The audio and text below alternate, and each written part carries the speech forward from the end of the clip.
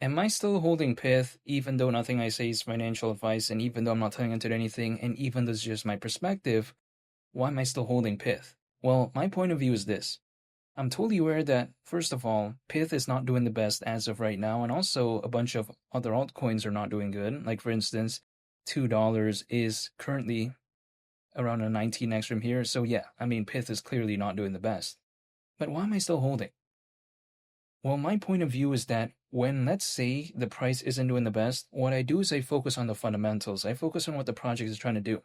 And when I take a look at the narrative of what a project is focused on, sometimes that's crucial for me to at least look at, especially if the price isn't doing the best. Because when I take a look at, let's say, the narrative when it comes to PYTH, why am I still a fan of it? Well, it's because I've seen the blueprint kind of work pretty well for something called Chainlink.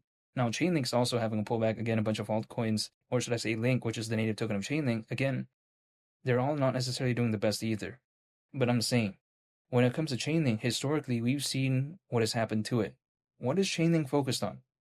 Kind of generally speaking, what PYTH is also focused on. Like, for instance, Chainlink, it's very well known for its decentralized Oracle network. Now, on the flip side, what is PYTH known for? It's known for a blockchain Oracle for market data. They're basically kind of a little bit, in my point of view, there's one that is, of course, bigger, but then there's one that's a little bit not as big. It's like the Batman and Robin type of vibe here, the way I take a look at it.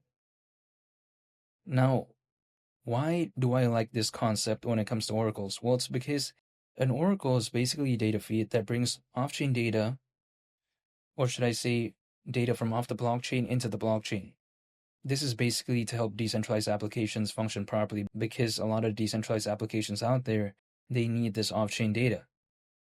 Now, Chainlink, as a result, because it was kind of very well known, and then it was kind of having this sort of perception where, oh, if it's a project about oracles, it's Chainlink. Just because of that, of course, we saw the popularity Chainlink had. But when it comes to PYTH, it's basically kind of like the second most popular within this space. But then the thing is, actually, PYTH has a way lower market cap than Link. So then the discrepancy is still very massive between the first, biggest player within this space compared to the second, I would say, most popular, in my perspective at least, which I think is PYTH in this case. But then still, even despite that, some people like to say, oh, if Chainlink, is kind of doing its thing, what makes you think, if anything, PYTH could hypothetically go along with the ride? They say, oh, does it mean that it will do that? I'm totally aware of that. But my perspective is this. If I am believing in this Oracle space, which, it's not necessarily the coolest market out there, it's not necessarily the most popular either, but let's say I am, would I only just want to take a look at Link, which again is Chainlink's native token? The market cap is in the many billions, even as of right now. That's sometimes a little bit too massive, in my perspective. Now, don't get me wrong.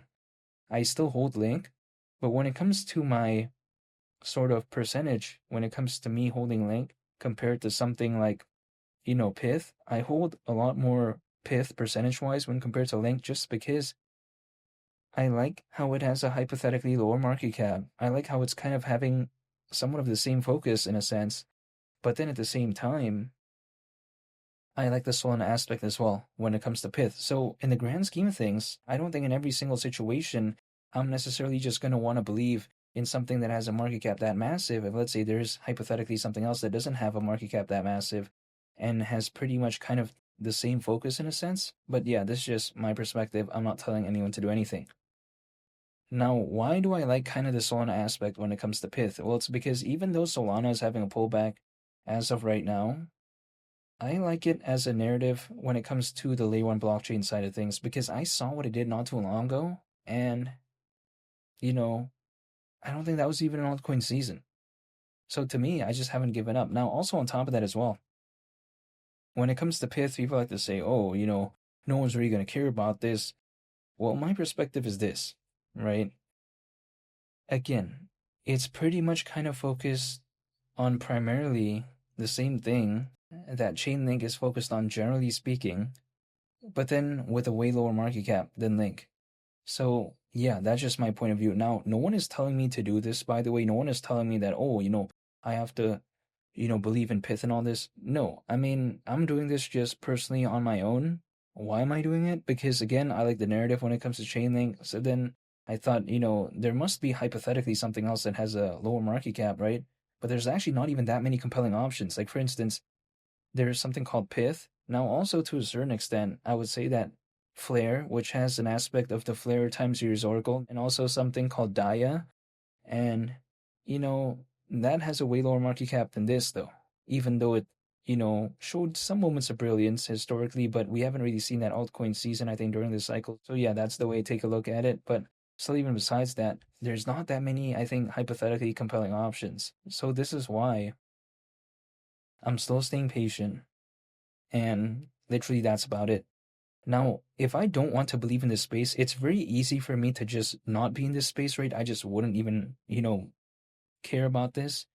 But personally, for me, I don't think I've seen an altcoin season. This is why I'm still waiting. When I take a look at PITH, maybe hypothetically at the idea of, who knows, $2, it is around a 19x from here, and the market cap at that point, considering current circulating supply, would be around 11.5 billion. I mean, it's not necessarily such a groundbreaking figure, but who knows? Only time will tell. But my perception is that when it comes to this market right here, I don't think I've seen altcoin season, so I just don't want to give up. Now, also, personally for me, when I take a look at something like Chainlink, people like to say, oh, if there's, again, something like Chainlink, why even bother with this? Now, again, sometimes there is some alternatives out there that do kind of go along with the ride. It's not only just one thing and then the rest don't really do anything. It's like, for instance, is Ethereum a layer 1 blockchain? Yes. However, is there more than one layer 1 blockchain? Of course, right? I mean, there's many layer 1 blockchains out there. So it's not just only one thing. And it's not like Ethereum's the only one that's doing well. Well, let's take a look at historically. Something like Solana, something like Algorand, for instance, right? I mean, there's many layer 1 blockchains out there, but I'm just saying. So when it comes to something like this, I just haven't given up because I don't think it's just only going to be one thing and then the rest don't really do anything. So yes, Chainlink may be the biggest within this space. However, I still like kind of PITH's positioning within that specific space as well. So yeah, overall, I'm still staying patient. I cannot control, by the way, whether or not an altcoin season happens or not. Like, I don't have those capabilities. The only thing I can do is stay patient, and that's about it. And beyond that, I can't do anything else. So yeah, I mean, I could pull up a price chart, draw some random triangles. The market's not going to care about that. The market's not going to care about what I have to do, basically. So generally speaking, what I'm doing is just staying patient, holding, and just waiting, which I get it. Some of my friends out there say it's very boring doing that. However, what else can I do? If, let's say, I wasn't in this space, I would still have to wait until 2027 comes around anyways, right? I'm not saying that's hypothetically an altcoin season or something, but I'm saying, like, even if, let's say, I wasn't in this space, I'd still be kind of doing my thing 2026, 2027, 2028, so I'd be waiting anyways. So yeah, I'm just still waiting in this case. And there's other things to do, in my opinion, other than just taking a look at my portfolio every 5 or 10 minutes. I mean, I could ride a bike, I could go to the park, I can hang out with my friends. I mean, there's things to do. So this is why I am just still waiting. I mean, I get it. It's a little bit boring sometimes, but what can I do about it? I'm just going to stay patient and wait, and that's about it, even though I'm not telling you to anything, and even though nothing I say is financial advice. Again, it's been Lee the Captain, and I'll catch you all on the next one. I'm out. Peace. Bye.